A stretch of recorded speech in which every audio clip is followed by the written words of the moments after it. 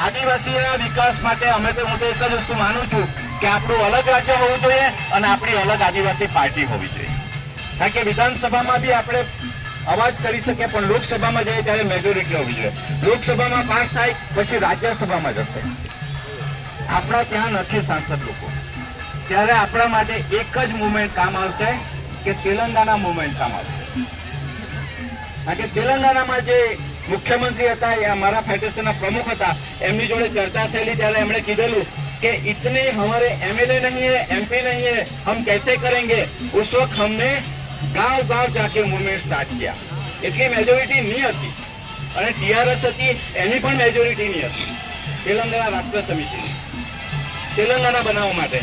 તે ટાઈમે એટલું મુવમેન્ટ ઊભું કર્યું, ગામડે ગામડે કર્યું ને દરેકના દિલ અને દિમાગમાં એક જ વસ્તુ આવી ગઈ કે તેલંગાના જોઈએ છે તેવી રીતે આપણા દિલના દિમાગમાં 24 કલાક એક વસ્તુ આવી જોઈએ કે આપણું અલગ રાજ્ય હોવું જોઈએ.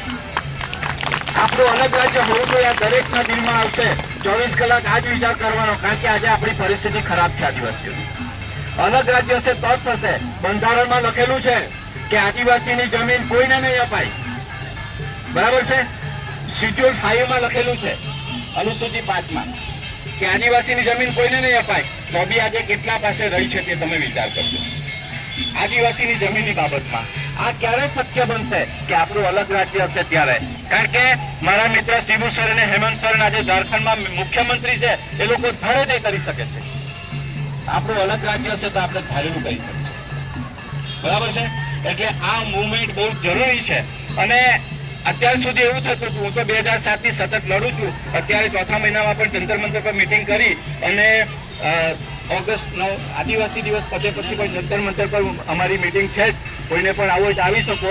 પણ આપણે 9 ઓગસ્ટની કામયાબી બતાવીએ અને પછી અલગ રાજ્યની મુવમેન્ટ ચાલુ કરીએ. કારણ કે બીજી કોઈ મુવમેન્ટ ચાલુ કરીશું એટલે લોકો એમ જ કહેશે કે આ રાજકીય મુવમેન્ટ છે. બરાબર છે? બધાને અનુભવ છે, મને પોતાને પણ અનુભવ છે. આપણો કોઈ વાંક નહીં હોય તો પણ આપણા પર ખોટા કેસો કરે છે.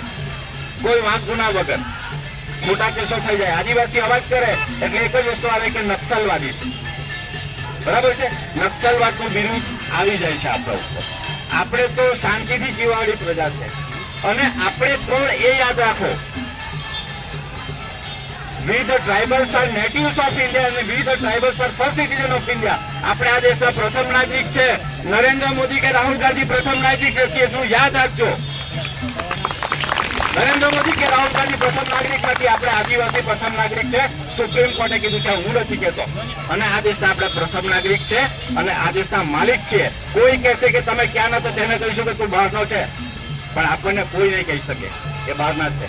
તેલંગાના મુવમેન્ટ પર આવીએ તો તેમાં ગામડે ગામડે મુવમેન્ટ ચાલુ કરી અને આપણો સેમ પ્રશ્ન છે. અને એ રીતે તેલંગાના મુવમેન્ટની જેમ, અને આપણે તો આ દેશના માલિક છીએ એટલે આપણામાં સંસદ કે લોકસભા એવું નથી આવતું. નિયમગીરી પર્વતે સાબિત કરેલું છે, નિયમગીરી જજમેન્ટમાં. તો આપણે આદિવાસીઓને તો એ લોકોએ રાજ્ય આપવું જ જોઈએ, આપવું જ જોઈએ અને આપવું જ જોઈએ. કારણ કે આપણા અસ્તિત્વનો સવાલ આવી ગયો છે. કારણ કે આપણે ઇતિહાસ નથી વાંચતા. આજે રાજ્ય નહીં બનશે તો આપણે આ ભારત દેશમાંથી ખતમ થઈ જશું. જે રીતે અમેરિકામાં 0.5% જ આદિવાસી રહ્યા 100%માંથી, ઓસ્ટ્રેલિયામાં 2% જ રહ્યા 100%માંથી. આપણે આ મુવમેન્ટ નહીં ચાલુ કરીશું તો આપણું અલગ રાજ્ય નહીં હોય તો આપણી પણ એ જ હાલત થશે. એટલે આ વિચારવાની વસ્તુ છે. એટલે કાયદાકીય રીતે લડવું પડશે. આપણે કોઈ તલવાર કે ધારિયાની લડાઈ લડવાની નથી, કાયદેસરની કાગળ પર લડવાની છે. પણ આપણા દરેકના દિમાગમાં આવવું જોઈએ કે આપણું અલગ રાજ્ય હોવું જોઈએ. તો જ આ લડત આપણે જીતીશું. મળશે તો ચોક્કસ, પણ આ લોકો વર્ષો વિતાડી દેશે. જે રીતે ઝારખંડ અને છત્તીસગઢનું કર્યું છે એ રીતે. એટલા માટે આજે થોડું મોડું થયું છે બધાને, પણ તો પણ એક સરસ સંખ્યા આપણી ભેગી થઈ છે. એક જણ 5-10 જણને પણ કહેશે તો આ મુવમેન્ટ મોટી થશે. બરાબર છે? એક જણ 5-10 જણને કહેશે તો પણ આ મુવમેન્ટ મોટી થશે. અને આજે વચન આપું છું કે આદિવાસી દિવસની ઉજવણી આપણે દરેક જગ્યાએ કરીશું જ. પછી 13 જુલાઈએ લાલુભાઈ જેમ ડુંગરપુરમાં એક મિટિંગ છે, એટલે રાજસ્થાનમાં પણ આપણે આ પ્રચાર ચાલુ કરી દઈએ. અને ત્યાર પછી બિરસા મુંડા જન્મજયંતિ કે કંઈક પણ આવે એવો પ્રસંગ, ત્યારે હું વચન આપીને જાઉં છું કે મારા ઘરે અમારે ત્યાં એક મિટિંગનું આયોજન અમે કરીશું. અને 5-10 માણસની નહીં, 1000-2000 માણસની મિટિંગનું આપણે અલગ રાજ્યની મિટિંગનું આયોજન કરીશું. આ વચન આપું છું. એ કહીને મારું વક્તવ્ય પૂરું કરું છું.